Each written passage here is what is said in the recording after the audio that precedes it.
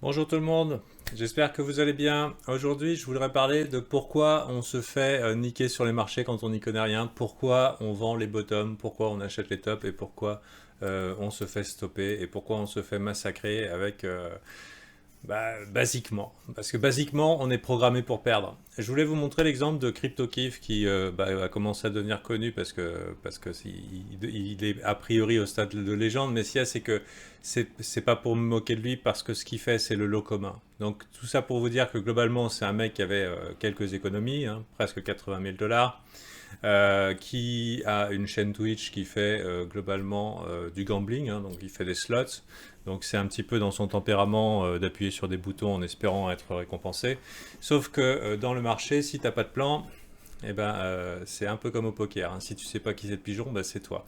Et il est parti donc sur l'endroit où on peut gagner le plus, mais évidemment perdre le plus, c'est-à-dire les dérivatifs. Donc vraiment le pire truc qu'on puisse faire en tant que débutant.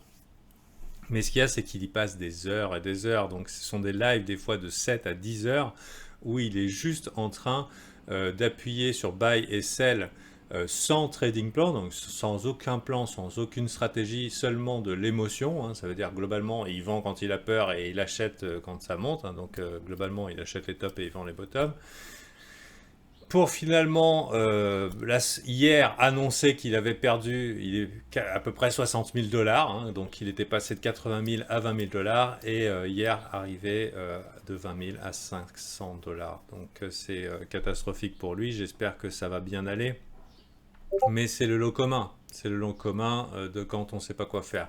Et un petit peu loin dans la vidéo, je vous expliquerai comment ça se fait que les marchés vont chercher nos stops. Ah, ça fait chier, hein, on a notre trade, ah, pap, pap, stop, pam, et ça part. Voilà, donc je vais vous expliquer un petit peu, c'est pas le mal, c'est la fonctionnalité des marchés, une fonctionnalité avancée, et vous aurez un avantage à rester dans la vidéo jusqu'au bout.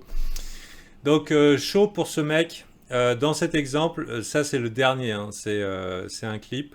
I hope I don't get liquidated. Généralement, hein, à partir du moment où vous mettez hope, j'espère, hein, j'espère en trading, ça veut dire que vous avez perdu, hein. On n'espère rien en trading. Soit vous avez un avantage sur le marché, soit vous êtes en train de prier. Si vous êtes en train de prier, c'est que vous êtes une victime. Donc là, en l'occurrence, là, il se barre et il hope qu'il ne va pas être liquidated. Donc là, c'est pour l'exemple. Hop, tu peux y aller. I'm out of here, guys. I'll be back. I hope I'm not Le prix liquidated va when I'm contre back. lui, il espère qu'il va pas être liquidé. Sur un long, paf, merci, au revoir. Et voilà, ça va pas durer longtemps. Malheureusement, c'est que ça, sa chaîne, c'est assez spectaculaire. Ici, qu'est-ce qu'on a? On va voir si on en a d'autres. En clip, clip populaire, What a Legend.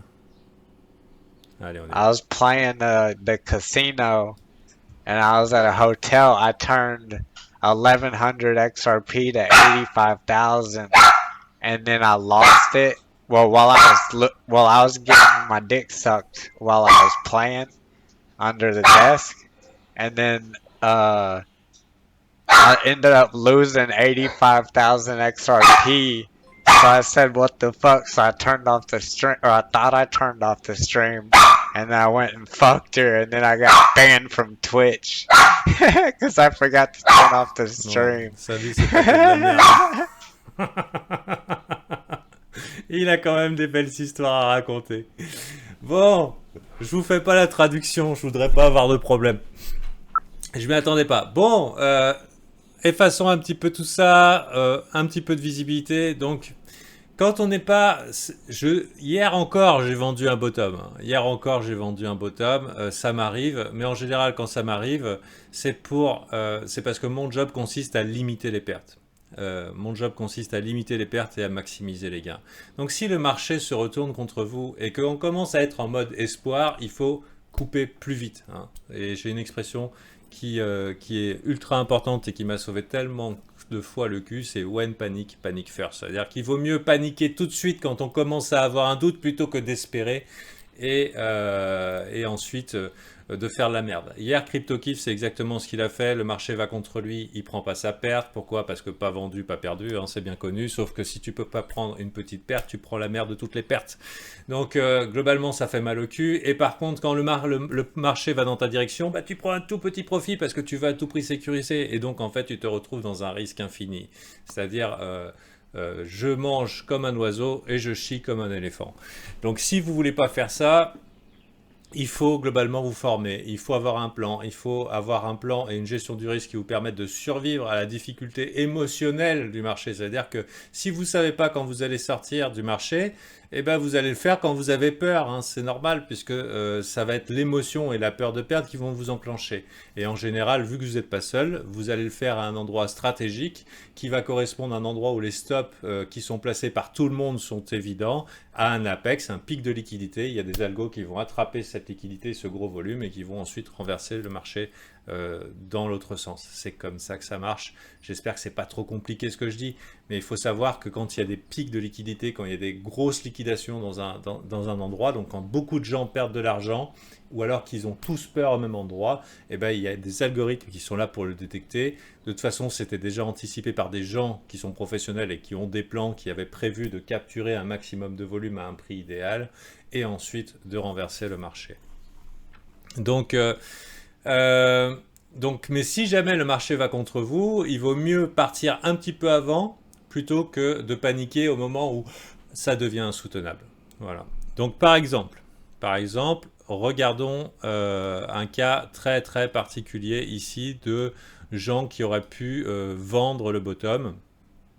Ici, on a un début de W, hein, les gens sont optimistes, petit W ici, donc forcément la vie est belle, puisque les débutants, la plupart, mettent leur stop à l'endroit le plus proche et au plus évident, et ben pourquoi pas faire une petite frayeur, on liquide tout le monde, on attrape le volume de ceux qui ont raison, hein, qui ont acheté le bottom, hein, littéralement, mais bien sûr le graphique a l'air affreux, Apex.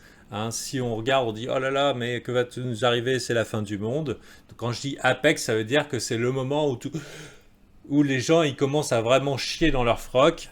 Et hop, retournement, c'est parti mon kiki. Et on n'est jamais revenu revisiter cette zone. Enfin si, après, mais encore défendu. Mais je dirais qu'il y avait quand même un risque récompense relativement profitable. Ne serait-ce que rentrer là, mettre son stop un petit peu plus bas. Donc au lieu d'être débutant, mettre stop court, mettre stop large, et ensuite profit, ça veut dire que là on pourrait se retrouver première résistance qui est ici, avec un risque récompense 2 pour 1, c'est-à-dire on risque 100 balles, on peut gagner 200 balles. C'est l'inverse de manger comme un oiseau, chier comme un éléphant. Hein, c'est qu'on a un risque récompense avantageux. On n'a pas un risque infini pour une récompense minime. Si vous refusez de prendre votre perte, ben en gros vous mettez votre risque à l'infini, et puis vous prenez le tout petit peu. Bien sûr, c'est comme ça qu'on transforme 80 000 balles en 500 balles. Donc maintenant, moi j'ai des outils qui me permettent d'aller chercher et de voir où est le sang, où sont les liquidations. Il faut savoir que les adversaires que vous avez sur les marchés les ont, hein, dans le market update de mon Discord privé. Toutes les 2 heures, j'ai les clusters de liquidation qui sont affichés. Et là, par exemple, on peut voir qu'ici, il y a un gros cluster. Donc ici, si on va là, ça fait du sang. Mais aussi un petit peu un pic en haut. Alors, ça ne nous dit pas dans quel sens on va aller en premier. Hein. Donc ça, c'est le contexte. Le contexte qui nous dit, bon, bah, la tendance actuelle, le momentum du jour, c'est plutôt haussier, plutôt baissier. Mais en tout cas, ici, ça peut être un bon long. Et ici, ça peut être un bon short. C'est-à-dire, ici, on peut vendre avec une bonne probabilité de réaction, et ici une bonne probabilité de réaction aussi. Là par exemple, ça c'est le market delta, y a-t-il plus de long ou il y a plus de short. Donc voilà, tout ça pour vous dire, c'est que ne faites pas comme lui, ayez un plan, même mauvais, un mauvais plan vaut mieux que pas de plan du tout. Et c'est pas parce que vous restez 10 heures dans l'écran et que c'est vrai qu'on peut appuyer sur le bouton toutes les 5 minutes qu'il va se passer quelque chose, hein. On ne sait pas ce qui va se passer. Mais ce qu'il y a, c'est que même si on fait des petites unités de temps et qu'on peut appuyer sur le bouton tout le temps, les avantages probables, hein, le truc qui va vous faire gagner, bah, des fois, il faut un petit peu comme à la pêche, attendre l'alignement des planètes et se dire, ouais, ok, ça y est, c'est bon. Là, j'ai ma chance. Ça ne veut pas dire que vous allez gagner forcément, mais vous avez un avantage probable un petit peu plus élevé. Si vous voulez apprendre à identifier quel pourrait être cet avantage probable avec divergence de stratégie, des outils professionnels et tout, bah, vous pouvez rejoindre éventuellement mon service qui a aidé plein de gens. Hein, puisqu'on est plus de 1000. J'ai été le premier à lancer un service Patreon sur Discord avec formation, Dropbox, etc., etc. Les gens sont très satisfaits. On peut constater leurs avis hein, qui continuent de se peupler. Hein, je leur donne pas des sous hein, pour qu'ils disent qu'ils sont contents. Ils sont contents. Voilà. Il y a une époque, je disais, ouais, mais les gens sont trop contents, c'est bizarre. Ouais, bah dis donc, si j'avais que ça à foutre que faire de la poésie, avec des multicomptes pour dire que c'est génial. Donc là, personnellement, Emir qui raconte sa vie hein, globalement, mais c'est une aventure. Donc dans son aventure trading, j'ai eu un impact et je suis très content parce qu'il a pu faire des progrès, il a pu se prendre en main, être responsable, arrêter d'espérer sur les marchés, essayer de développer à la fois sa connaissance, son expérience et sa connaissance de lui-même pour mettre en place une stratégie qui lui ressemble parce que je ne fournis pas de stratégie. Hein. Il y a des gens qui font des super strats, je ne sais pas c'est quoi. Mais cette année, il y a eu des achats de Ferrari, hein, je peux vous garantir, des achats de maisons, de fermes, pas dans le Larzac, mais enfin voilà, selon les aspirations des gens. Donc, bon, après, c'était le bull run. Mais en tout cas, je peux vous dire que parmi les anciens, il y en a qui ont davantage profité que les petits nouveaux qui étaient inexpérimentés. Pour sûr, ils ont mis l'argent dans la popoche, hein, les sous-sous dans la popoche, et ils n'ont pas rendu l'argent au marché. Il n'y a rien de plus douloureux que de transformer des gains en pertes. Ça, c'est extrêmement douloureux. Donc, si vous voulez faire partie de la communauté, sachez que les liens sont descriptifs de la vidéo. Oui, je promeus mon service. Ah là là, scandale, j'ai une entreprise. Ouh là là, il y en a vraiment, ils ont des problèmes hein, avec ça sur YouTube.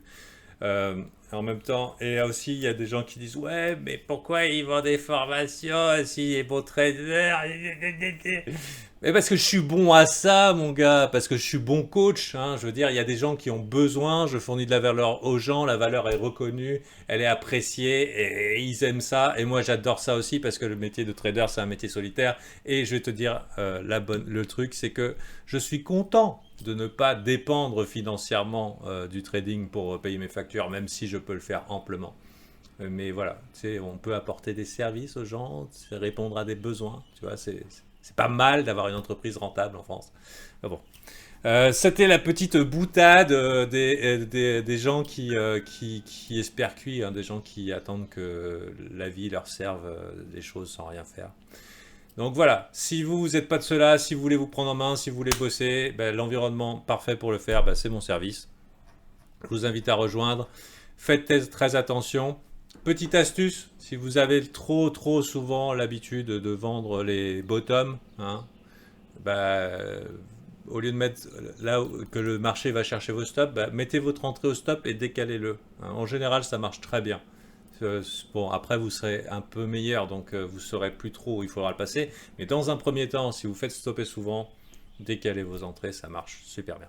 Allez, bonne journée à vous.